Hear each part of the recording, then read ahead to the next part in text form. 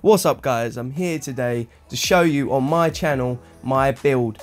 I did put obviously a video up before about my previous build and stuff like that. Things have changed, definitely not using the same build, and also I want to make it a lot cleaner, a lot squeaky clean, a lot slicker than what the video was before.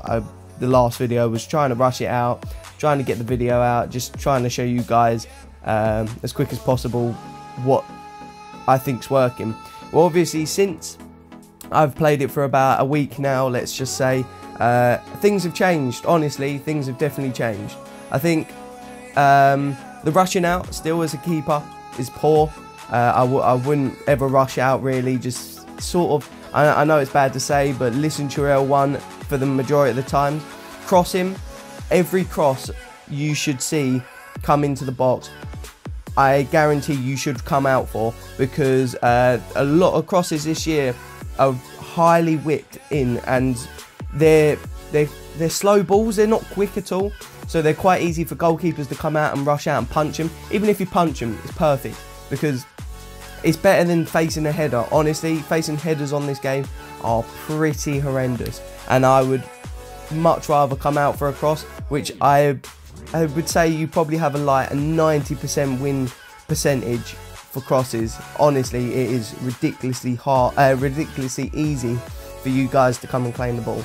Well, first, obviously, you can see I have played 112 games.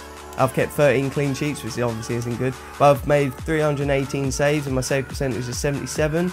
My average match rating is 7.8, and my man of matches is 2. The clean sheets, obviously it's really hard to keep clean sheets on this year, so don't put yourself down if you guys ain't getting clean sheets. Same with me, I struggle to get clean sheets, so don't worry about it. Also, majority of my games have been playing any and goalkeeper, so I haven't been controlling my goalkeeper for some of the games I've been playing.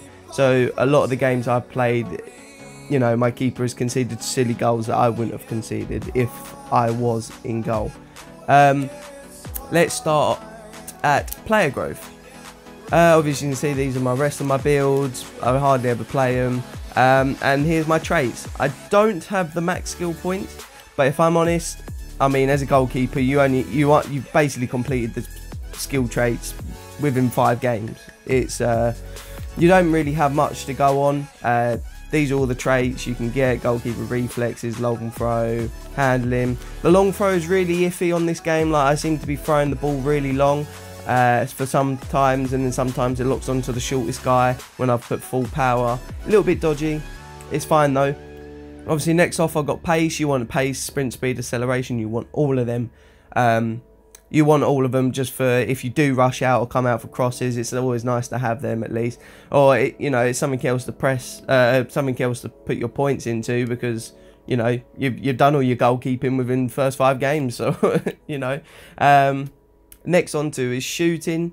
I put volleys and weak foot just to gain the weak foot.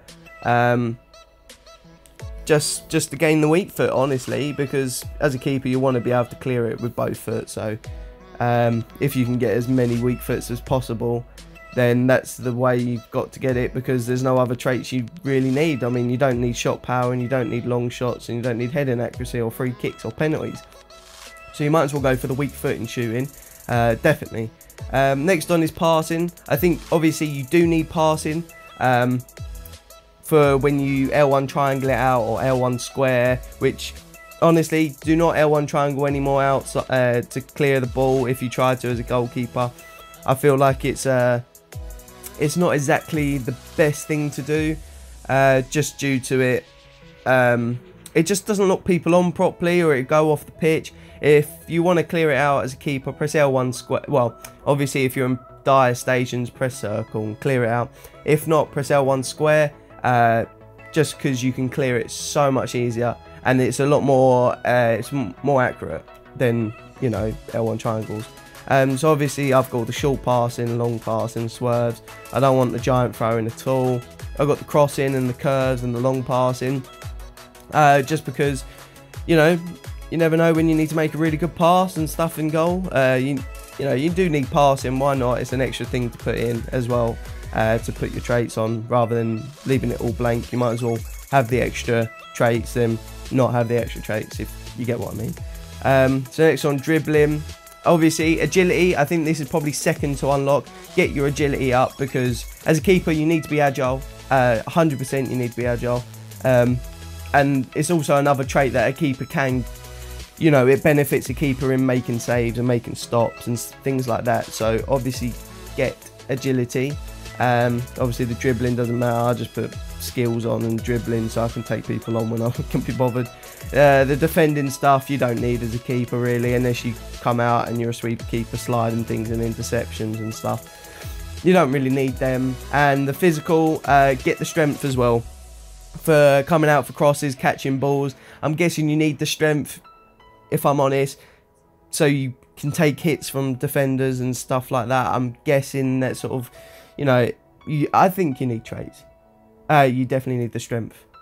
So next on, we will go to my main build, and I'll show you all about that. Okay, so obviously I'm known as Jolly Dave due to JCC's series. If you haven't checked it out, check it out. It'll be in the link in the description. It's an unbelievable series. It's so much fun. It's got every YouTuber under the sun who does clubs, so get your ass on it. That's me here.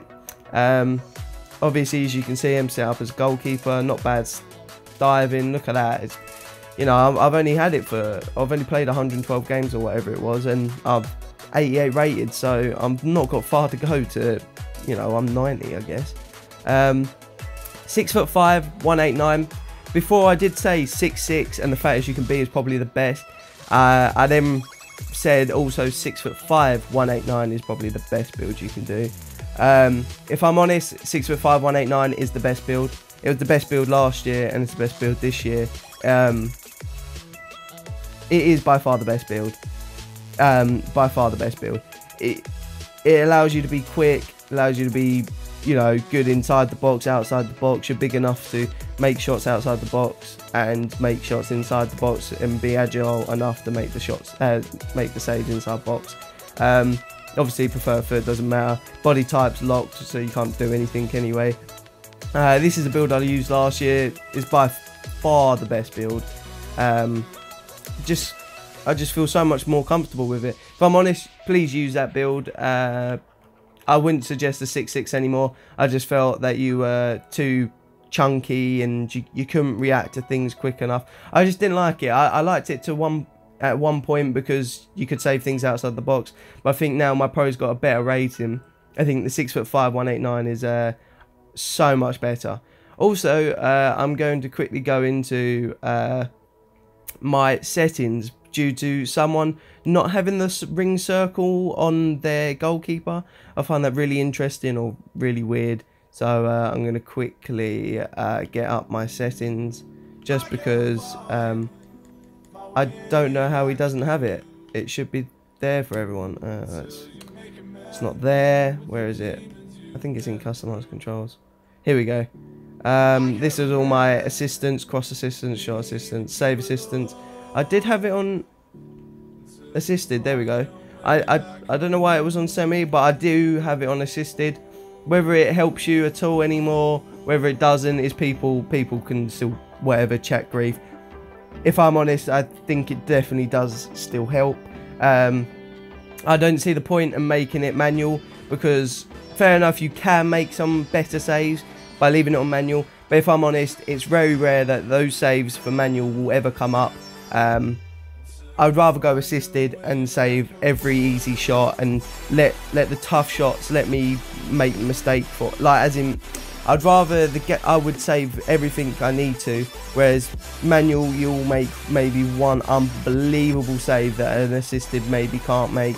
But if I'm honest, manual, people play manual, good to you, like, well done, but I would not make my life difficult in goal for maybe an extra inch save or something, you know, that will rarely ever happen. So my save assist would be assisted or semi, tactical defending. That might be why you don't have the circle, is because your save assisted and assisted. Also, my controller settings I have for the defending for the keeper, I have R1 to come out. I have R1 to come out for the reason that is, I actually got told many years ago by Joe the Lion that he had R1 to come out because if you rushed out using R1, you can flick the stick as well as rushing out and react quicker to the shot, instead of having triangle, which would be your thumb on the triangle and then quickly going down to the stick. It makes life a lot easier. You can have your one finger on the R1 and the other, your thumb on the left, the right stick to make the save. It allows you to do that, and it makes it so much easier for you to make the saves and rushing out. Also, with rushing out, if you hold R1, your keeper just absolutely rushes out. It's pointless. But if you tap R1, it slowly brings him a little bit forward every so often. So you can sort of close down the distance by just tapping R1. It's so much better. I hope this is all. I hope this has covered everyone's questions. If you've got any more questions, just leave it in the comment section and I will get round to you and answer it. But anyway guys, peace out, thanks for watching, see you later.